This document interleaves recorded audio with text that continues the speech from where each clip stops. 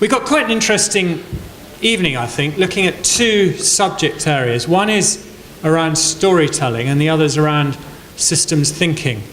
And these two areas I find as a sort of, I don't know if I'm a practicing enterprise architect, but I certainly try and bridge between the business and enterprise architecture and a lot of the work I do, are actually kind of pretty key to, I think, understanding how you bridge many of the aspects of EA into the business and explain what you're trying to do.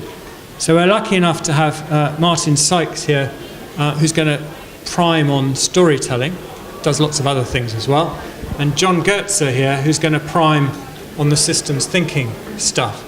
So what I'm going to do is ask them to introduce themselves and give a little bit of background to what they've done and why they think this part's important, each of them, and then we'll dig a bit deeper into storytelling, a bit deeper into systems thinking. It'll probably take about 20 minutes, and then we'll open it up really less for Q&A, more for discussion. For those of you who were in my earlier session, I think getting a good flow between the audience and ourselves so that we actually exchange ideas rather than, we're the subject matter experts and you listen, will be much more effective. So without further ado, I'd like to introduce you to Martin Sykes, ask you to introduce yourself, Martin, and just give a bit of background as to why you think storytelling in particular is key to this area. Okay, thank you. I started doing storytelling way back in 1999 when I wasn't any good at it. And that was the realization I wasn't any good at it that really got me into doing the storytelling work. Up until that point in my career, I've been the deep techie. Robotics, artificial intelligence, image processing, all that sort of stuff. I'd got into automation, moved into GlaxoSmithKline, and this was the first time I was put in charge of the architecture. And I was also flipping from being that deep techie to doing more of the management side of things as well. And since then, I've gone through Glaxo, senior architecture roles, being the Chief Technology Officer at the UK Prison Service for a couple of years through EDS, Microsoft for 9 years with their enterprise strategy business, and just over the last year now, I'm the Head of Architecture, Chief Architect, Director of Alignment, Architecture and Analysis, whichever job title I want on a particular day, at Cambridge Assessment, which is one part of the University of Cambridge that does assessment systems around the world. So GCSEs, A-levels, English language, we do a lot of those sorts of things. But roll you back to 99, and this was the first time I was being an architect. And it didn't go down as well as I'd hoped. We were there, creating architecture, we got it right, it was logically consistent, everything fitted in the boxes, and yeah, we had all the boxes, John. We knew where they were going to fit. The story was well put together in the sense of it was logically consistent. Everything made sense. And we were about ready to present it up to the senior team, say this is how we should be doing research architecture. So it's Glaxo Research Organisation. I had a good team. I'd pulled them together from people who didn't know how to do architecture, but we'd had them trained. We brought good people in to train them. These were PhD level people when you could actually get them all talking the same language, pointing in the same direction. They were awesome, absolutely awesome. They were the heroes in the story. The villain in the story was IBM. Anybody here work for IBM? Today? Okay. Past history excluded. Yeah, IBM came in, and in just a matter of a couple of weeks, they managed to sell MQ series to the senior management team as the most important thing our organization needed to tie it all together, without a technical piece of credibility behind it whatsoever. Okay. So we can go in and just prove it's right, should be this way. No. They told a damn good story. They'd caught the emotional side of the senior management team and they'd sold the message. And selling is an important part of what we do. If any of you think you don't sell, I've got to tell you, you're wrong. You're selling all the time. You're selling yourself. You're selling your ideas to people who don't necessarily want to buy it. But you need them to do something different. Whenever you want somebody to do something different that they're not already doing, you're selling. And they sold that technology stack with a really good story. And I tell you, it took me a good while to get over that one and actually realize that what we'd done, whilst technically correct, well, architecturally brilliant, if I do say so myself, although I've looked back at the material since then and I think there's a few dodgy bits in there, they actually beat us to the punch because they really understood how to tell the right story to the right audience that got their message across. And from that point on, I was on a journey of working out what are the right things you need to know. How do you tell a story? What are the characters in it? Who are you trying to influence with that story to make it specific and relevant to them? What outcome do you want? How do you put it together? Because architecture fundamentally is about influencing people to do something. And if I can use storytelling to do that, then that's great. And never again will an IBM guy turn up and do that to me.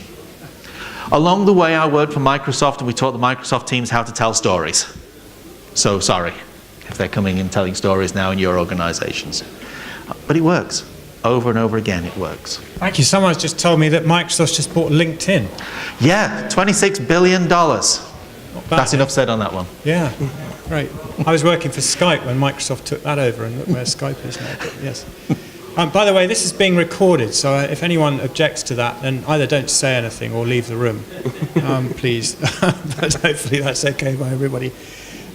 Yeah, no, that's great, Martin. Thank you. So, John, over to you. We're going to talk a little bit about systems thinking. Perhaps you could give a bit of background to, where you came across this stuff and put that into context for us.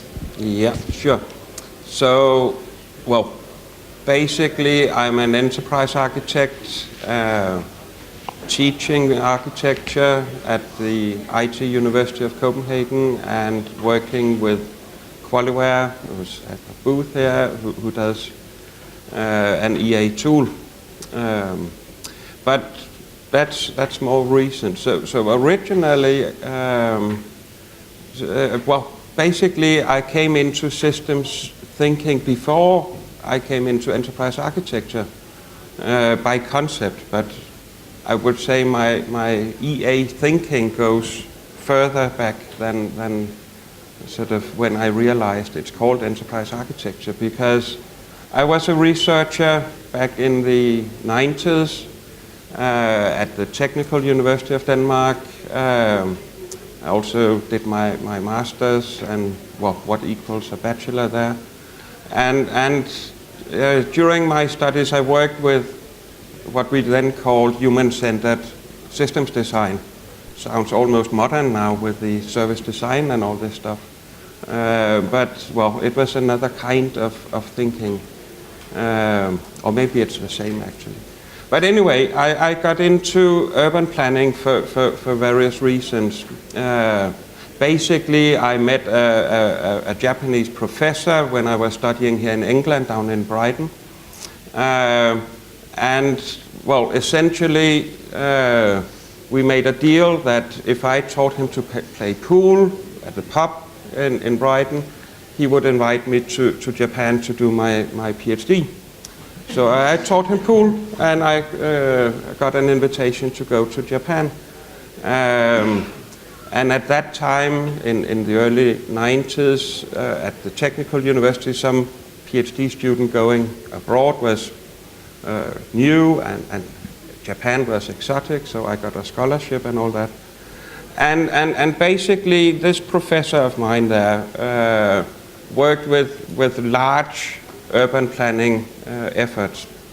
So in my PhD, I looked at several megacity efforts megacity in Tokyo, and little less megacity of Copenhagen and extensions to these cities. And I wasn't really an urban planner. I did a few courses as an engineering student, but my perspective was more sort of the interrelationships between sort of where people live and where people work and what happens in the city. I got sort of very interested in the concept of a city. And over time, in doing this PhD study, I realized, because as a PhD student, you have to read a lot, and I started reading stuff on systems thinking, and thought, wow, this is brilliant. This explains everything about the city, and so I sort of came into that whole thing. Then after a few years, I did research in this field. Someone from the Swedish government called me and said, "You're going to be a civil servant now, because you publish stuff on this strange concept we called e-democracy way back then, and e-government. So they brought me over to Sweden to help establish the first Swedish government's e-government or digital strategy. And that's where I sort of picked up on enterprise architecture. I still remember I met this strange man, sits over there, at a restaurant in Copenhagen back in, I can't remember, John, when was it, 93 or something? And then I sort of, wow, this enterprise architecture stuff is really where I can apply systems thinking, because EA is all about systems thinking. And I sort of kept that ever since. Then, sort of fast forward, I worked with, I was in government and then I became independent, but in the early 2000s I also got a job at the IT University of Copenhagen, a recently, at that time, established university. And they wanted a course on enterprise architecture. I had worked with the Danish government at that time, establishing the national EA program for government. And one of the elements in this program was to build more competences. So we called it take home the architecture from the vendors to government. And then I established an EA course at the university and taught that. I still teach it. I think it's the 27th time now here in the autumn. And it's a classic EA course. We teach, well, whatever EA is, and the students come from different areas. And then lots of the students, they wanted a sort of advanced course. They did the first course and they wanted more. And I thought, wow, gee, I sort of covered everything in this course. I thought, well, of course, couldn't cover everything, but it was sort of, it was a complete course, I thought. So I started talking to the students, what would be the next level, an advanced EA course? And they all said sort of, we want to understand why does things happen? Why can something work there but not there? And how is all this stuff actually related? So I thought, wow, perfect, back to system thinking. So I did this advanced EA course where I used Patrick Hoverstad's Fractal Organization book as the textbook.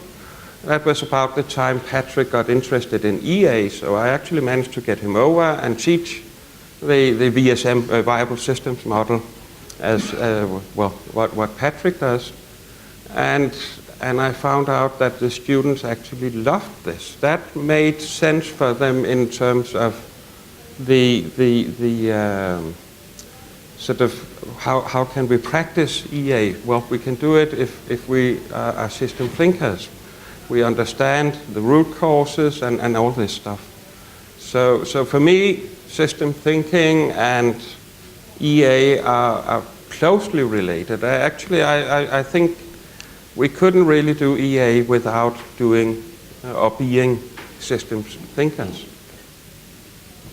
Great, thanks, John. We'll come back to that.